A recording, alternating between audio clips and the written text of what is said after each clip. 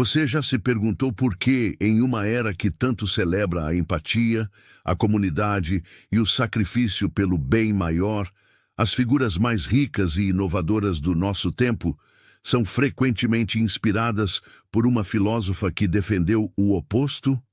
Como é possível que, enquanto a cultura popular nos diz para pensarmos coletivamente, os titãs da tecnologia e do empreendedorismo encontrem sua musa em uma mulher que glorificou o egoísmo como a maior das virtudes?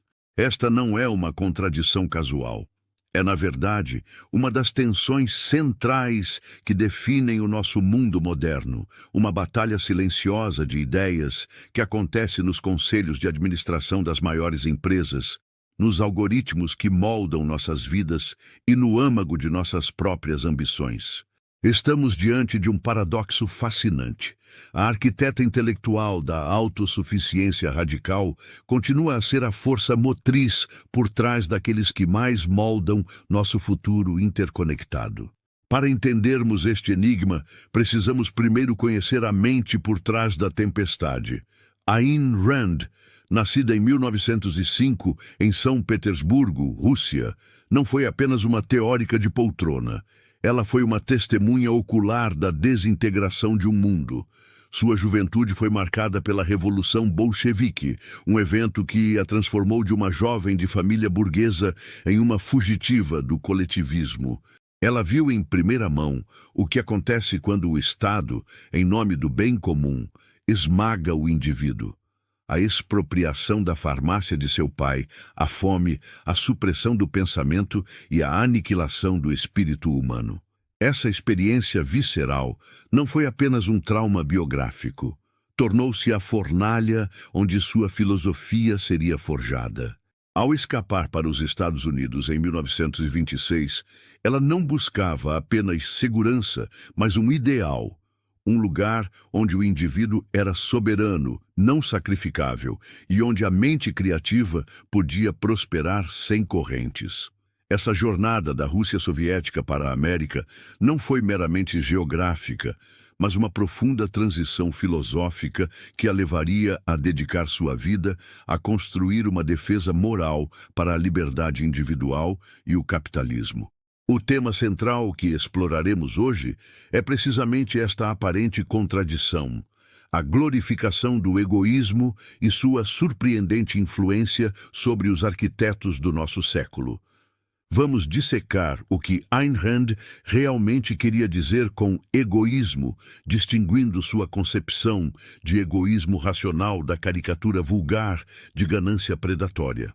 Investigaremos os pilares de sua filosofia, o objetivismo, para compreender como ela construiu um sistema moral que coloca o indivíduo como o centro do universo ético. Além disso, vamos confrontar a controvérsia que suas ideias inevitavelmente geram, analisando por que seu ataque frontal ao altruísmo e ao coletivismo abala os alicerces da moralidade tradicional. Ao examinarmos sua influência duradoura sobre bilionários e líderes empresariais, e ao mesmo tempo darmos voz às críticas contundentes que lhe são dirigidas, buscaremos entender não apenas o pensamento de Rand, mas por que ele permanece tão perigosamente relevante e magneticamente atraente em um mundo que superficialmente parece ter se movido na direção oposta. Isso importa porque as ideias de Rand, quer concordemos com elas ou não estão confinadas a livros empoeirados. Elas estão ativamente moldando a tecnologia que usamos, as empresas que nos servem e o debate cultural sobre liberdade, mérito e o papel do Estado.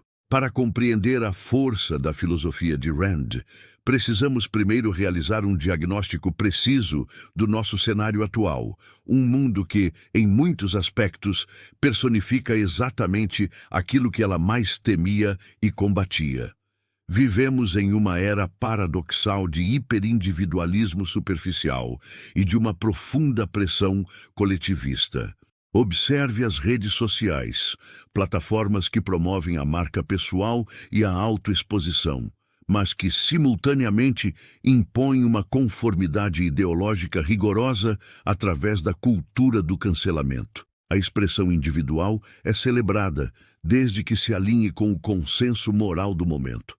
Qualquer desvio é punido não com debate, mas com a exclusão social e profissional, uma versão digital do ostracismo que Rand veria como a tirania da opinião da maioria.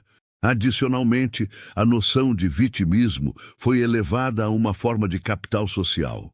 Em vez de celebrar a força, a resiliência e a superação, a cultura contemporânea frequentemente confere status e autoridade moral àqueles que se identificam primariamente por suas queixas e opressões, sejam elas reais ou percebidas.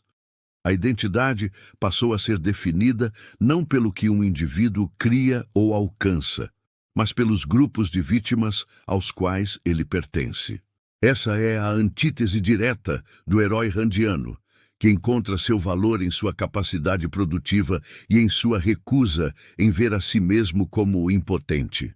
No mundo corporativo, vemos a ascensão dos critérios ESG, ambiental, social e governança, que, embora bem intencionados na superfície, muitas vezes subordinam o propósito fundamental de uma empresa, que é a criação de valor e lucro, a um conjunto vago e politicamente carregado de objetivos sociais. As empresas são cada vez mais pressionadas a servir a múltiplos stakeholders, a comunidade, o planeta, ativistas sociais, em detrimento de seus acionistas e de sua missão principal.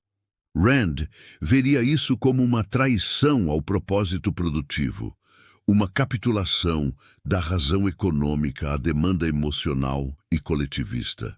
No campo político e econômico, o discurso dominante clama por mais intervenção estatal, mais redistribuição de riqueza e uma expansão contínua do estado de bem-estar social. A riqueza é frequentemente retratada não como o resultado da criação e da inovação, mas como uma prova de exploração, algo a ser confiscado e redistribuído. A premissa subjacente é que a necessidade de uns constitui um direito moral sobre a propriedade e o esforço de outros. Este é o coração do altruísmo coercitivo que Rand identificou como a mais perigosa das imoralidades, pois ele acorrenta o produtivo ao não produtivo, punindo o sucesso e subsidiando o fracasso. Portanto, o diagnóstico atual revela um mundo onde o coletivo precede o indivíduo, a emoção suplanta a razão, a queixa ofusca a conquista e a segurança provida pelo Estado é preferida à liberdade inerente ao risco. É um mundo que, conscientemente ou não, opera sob muitas das premissas filosóficas que Ayn Rand dedicou sua vida a demolir. Diante desse diagnóstico, como a filosofia de Ayn Rand explicaria e responderia a este cenário? Para Rand, a raiz de todos esses sintomas, cultura do cancelamento, vitimismo, ESG, expansionismo estatal, não seria política ou econômica, mas filosófica. Ela argumentaria que a sociedade moderna abandonou os fundamentos necessários para a prosperidade e a liberdade humanas, especificamente os pilares de sua filosofia, o objetivismo. O primeiro pilar é a realidade objetiva. Rand afirmava com a simplicidade de Aristóteles: A é A. A realidade existe independentemente da consciência, dos desejos ou dos medos humanos. Os fatos são fatos. Diante de uma cultura que promove minha verdade versus sua verdade, onde os sentimentos são considerados guias para a realidade, Rand diria que estamos cometendo um suicídio epistemológico. Para ela, a recusa em aceitar a realidade objetiva é a premissa que permite todas as outras evasões. Permite que um político prometa prosperidade através de gastos ilimitados, que um ativista exija mudanças na realidade através da linguagem, ou que um indivíduo acredite que seu sentimento de ofensa é mais importante que a liberdade de expressão de outro. Sem a primazia da realidade, não há base para o acordo, para a ciência ou para a justiça. O segundo pilar é a razão. Se a realidade é objetiva, a razão é nosso único meio de percebê-la e nosso único guia para a ação. A razão é a faculdade que integra os dados fornecidos pelos nossos sentidos, permitindo-nos compreender o mundo e agir de acordo para sustentar nossa vida. Rand veria a cultura atual, com sua ênfase na emoção, na intuição e na fé, seja religiosa ou secular, como uma rebelião contra a razão. A cultura do cancelamento não opera pela lógica e pelo debate, mas pela indignação emocional. As políticas de vitimismo não se baseiam em uma análise racional da causalidade, mas em apelos à piedade. Para Rand, abandonar a razão é abandonar nossa única ferramenta de sobrevivência, tornando-nos presas de demagogos, místicos e de nossos próprios caprichos destrutivos. É a razão que permite a um cientista descobrir uma cura, a um engenheiro construir uma ponte e a um empresário criar uma empresa. Suprimir a razão em favor da emoção é paralisar o motor do progresso humano. Isso nos leva ao pilar mais controverso, o interesse próprio, ou o que ela chamou de egoísmo racional. Aqui reside o cerne de sua resposta ao nosso mundo. Rand argumentaria que a moralidade dominante, baseada no altruísmo, é a causa direta da estagnação e do ressentimento que vemos. O altruísmo, como ela o definia, não é a simples benevolência ou a ajuda a outros, mas o princípio ético de que o homem não tem direito de existir para si mesmo, que servir aos outros é a única justificativa para sua existência, e que o autossacrifício é seu maior dever e virtude moral. Ela via essa doutrina como monstruosa. Para Rand, o indivíduo é um fim em si mesmo, não um meio para os fins dos outros. Sua vida e sua felicidade são seu mais alto propósito moral. Buscar o próprio interesse racional não significa pisar nos outros, roubar ou mentir, pois isso seria autodestrutivo a longo prazo e, portanto, irracional. Significa, sim, usar a própria mente para buscar os próprios valores, viver uma vida de propósito e produtividade e interagir com os outros com base na troca voluntária e no respeito mútuo, o princípio do comerciante, onde ambas as partes se beneficiam.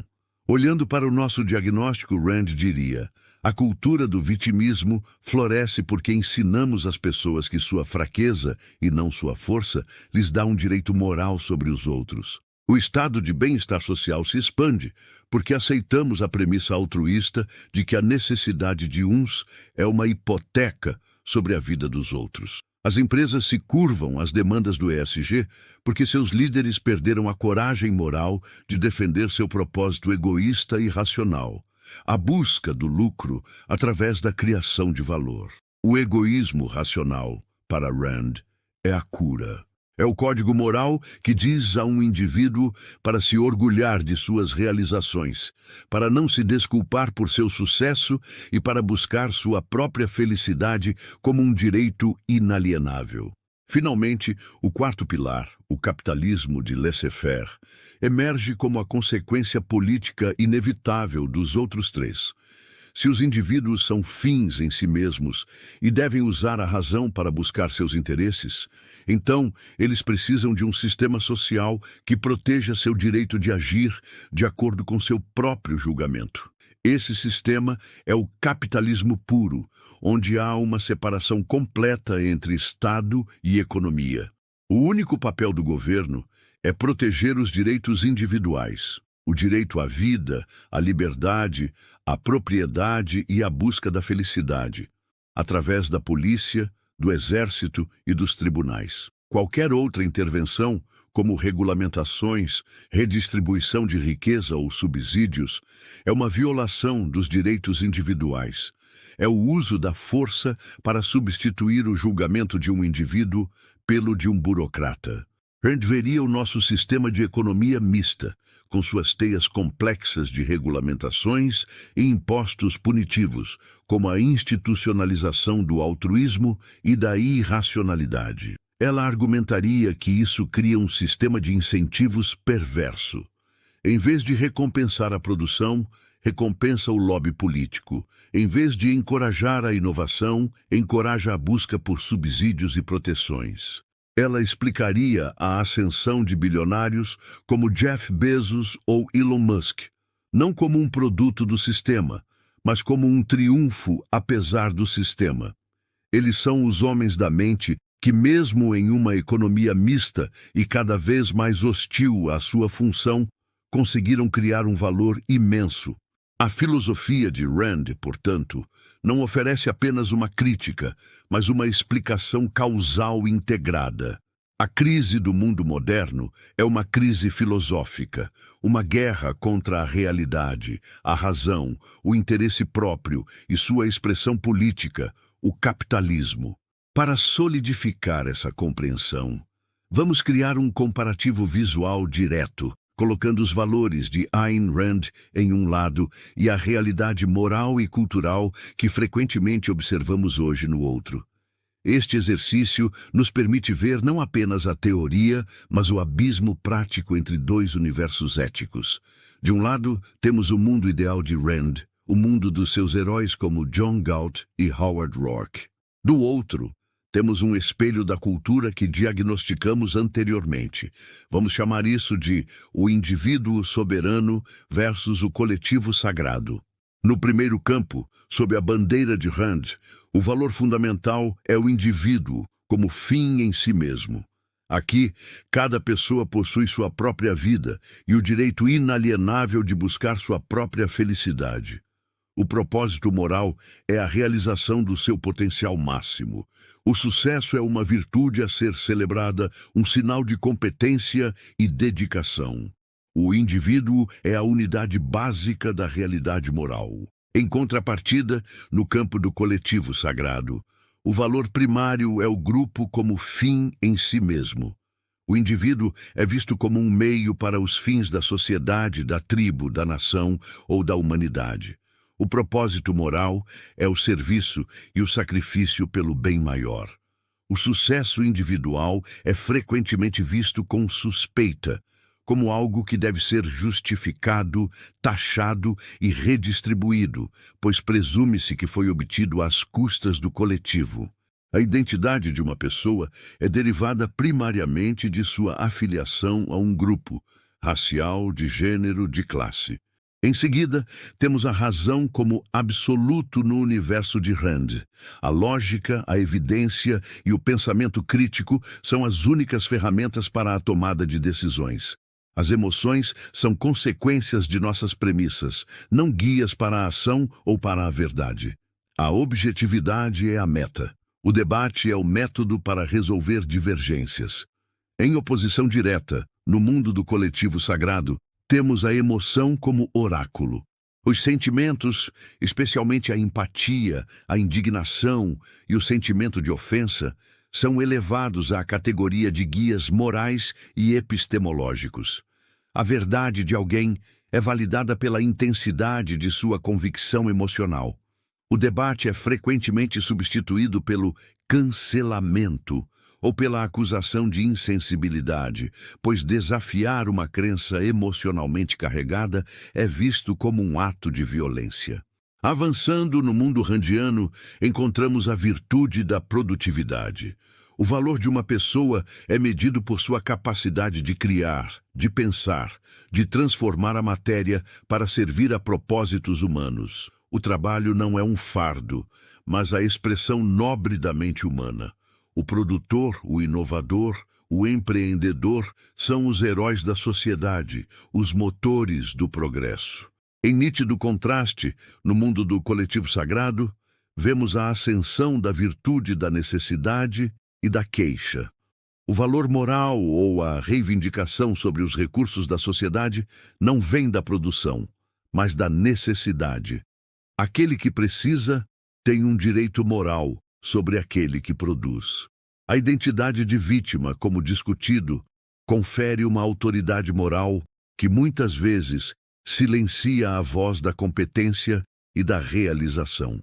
A narrativa central não é a da criação, mas a da opressão e da reparação.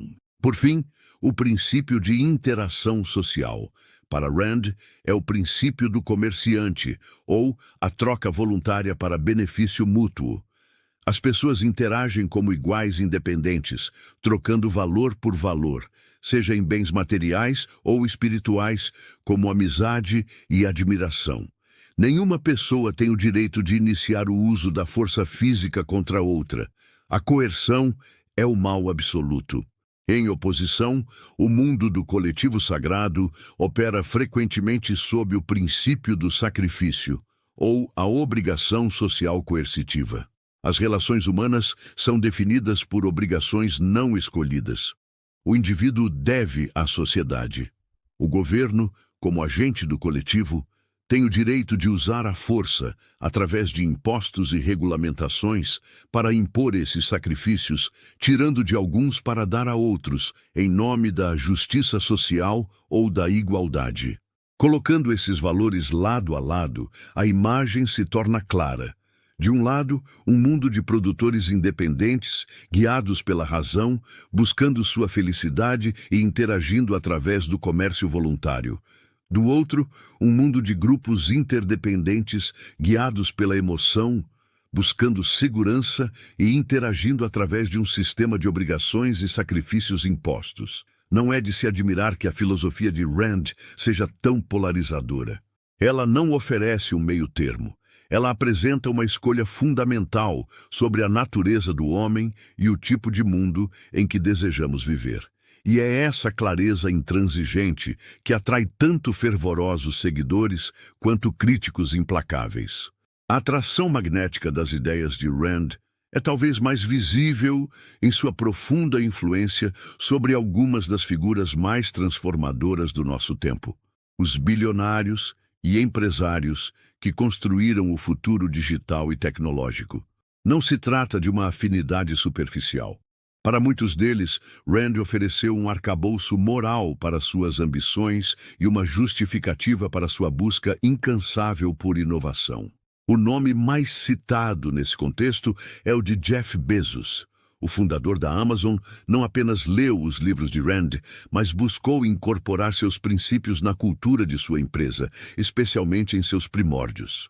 A ênfase implacável no cliente, a obsessão pela eficiência e a mentalidade de dia 1 podem ser vistas como uma aplicação prática do egoísmo racional.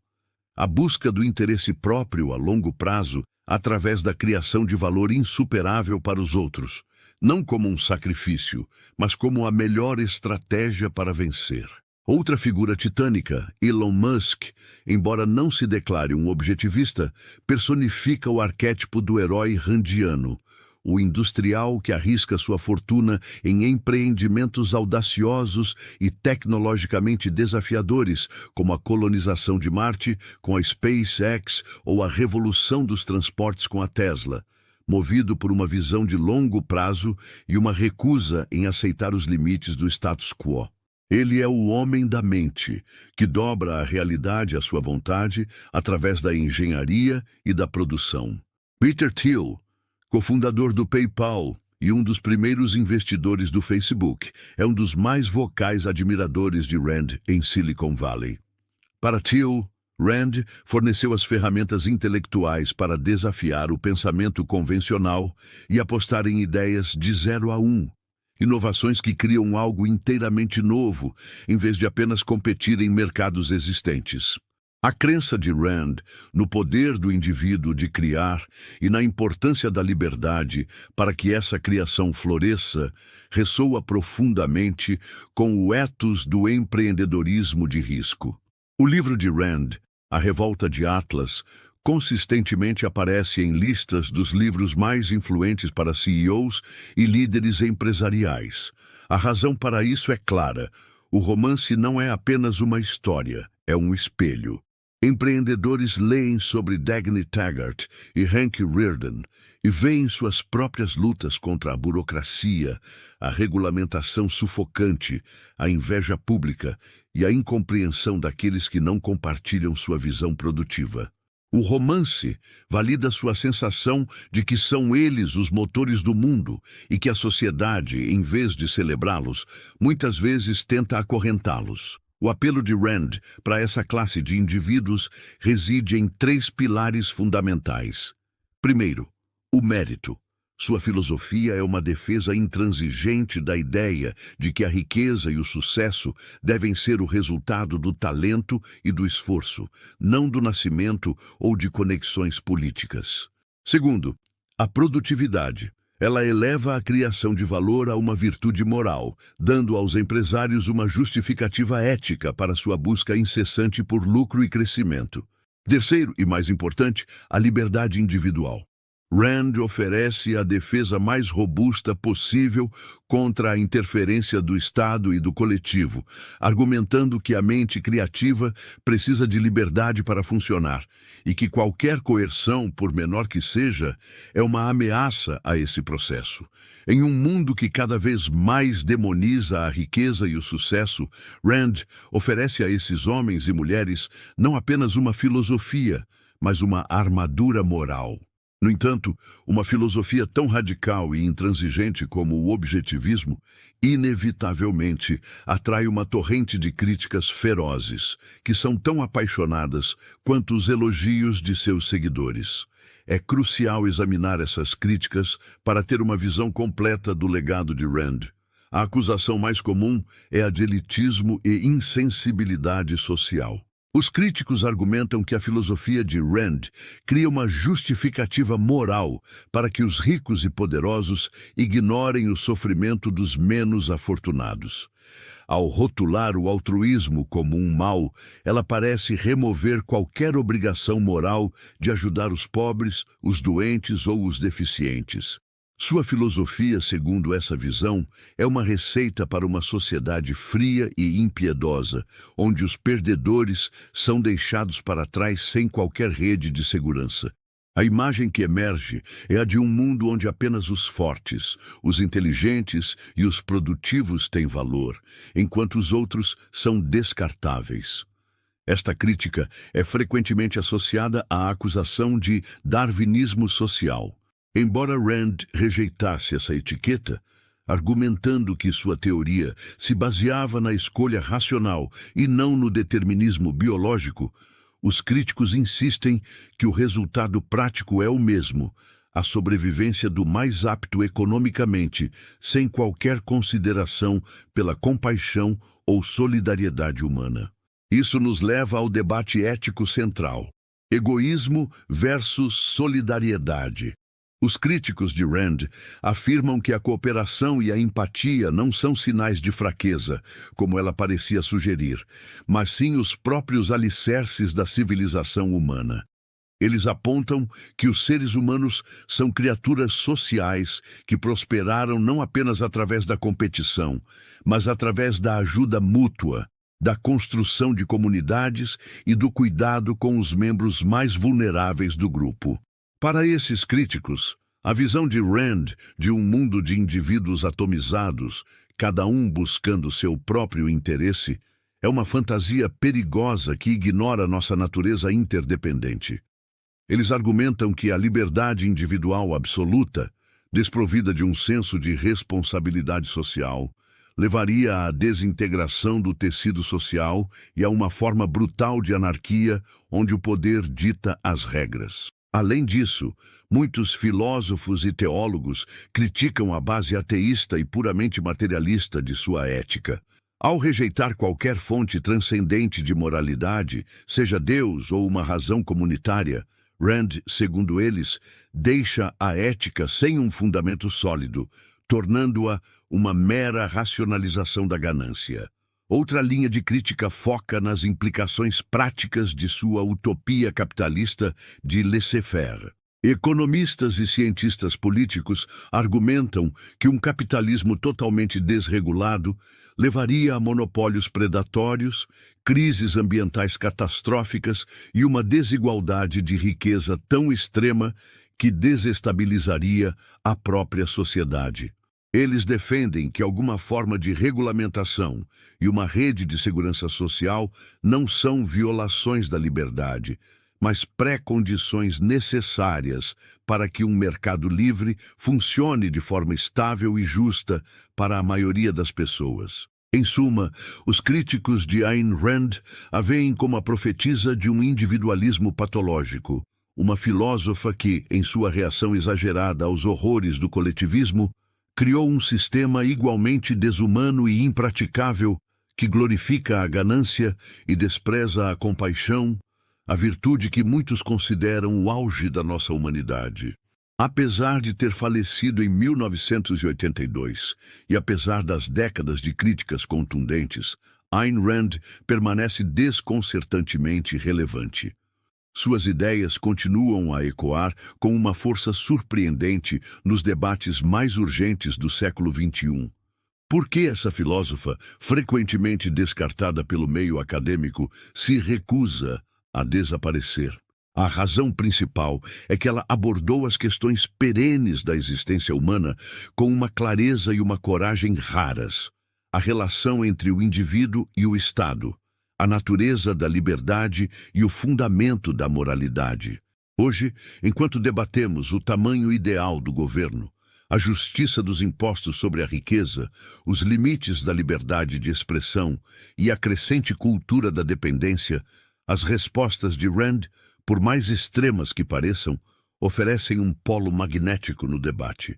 Ela representa o argumento mais puro e consistente a favor da responsabilidade individual. Em uma era inclinada a buscar explicações sistêmicas e coletivas para todos os problemas, a voz de Rand insiste que a unidade primária de causa e efeito moral é o indivíduo e suas escolhas. Além disso, o contraste entre o mundo idealizado por Rand e a cultura contemporânea nunca foi tão gritante, o que a torna um ponto de referência crucial para aqueles que se sentem alienados pelas tendências atuais. O mundo de Rand é um mundo de objetividade, lógica e fatos concretos. A cultura atual, com sua ênfase no subjetivismo, na verdade pessoal e na fluidez da identidade, representa um desafio direto a essa visão. Quando vemos a ciência sendo politizada ou o debate público sendo encerrado por acusações de ofensa, os argumentos de Rand sobre a primazia da realidade e da razão ganham uma nova urgência. Seu mundo celebrava o herói produtivo, o realizador, o homem que move o mundo. A nossa cultura, como vimos, muitas vezes exalta a figura da vítima e olha com suspeita para a ambição e o sucesso. Essa inversão de valores faz com que os escritos de Rand funcionem como um refúgio intelectual para aqueles que acreditam na virtude da conquista e se recusam a pedir desculpas por sua busca da excelência. Ela se tornou, para muitos, um ícone da resistência ao pensamento único. Em um clima intelectual onde a conformidade é frequentemente recompensada e a dissidência é punida, a intransigência de Rand é vista não como uma falha, mas como sua maior força. Ela ensina seus leitores a pensar por princípios, a questionar as premissas aceitas e a ter a coragem de permanecer sozinho contra a multidão. Quer se concorde com suas conclusões ou não, ela oferece um poderoso antídoto contra o conformismo intelectual. Sua relevância, portanto, não reside no fato de que suas propostas políticas sejam viáveis ou que sua ética seja universalmente aceita. Reside em sua capacidade de forçar uma confrontação com as primeiras perguntas. O que é ser humano? Qual é o propósito da vida? A quem pertence a sua vida? Enquanto essas questões permanecerem no cerne da condição humana, a voz provocadora de Ayn Rand continuará a ser ouvida. Chegamos então a uma encruzilhada. Percorremos a jornada de Ayn Rand desde a Rússia soviética até se tornar a madrinha intelectual de bilionários.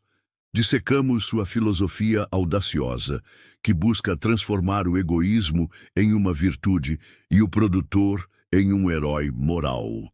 Confrontamos as razões de sua enorme influência e as críticas igualmente poderosas que ela provoca.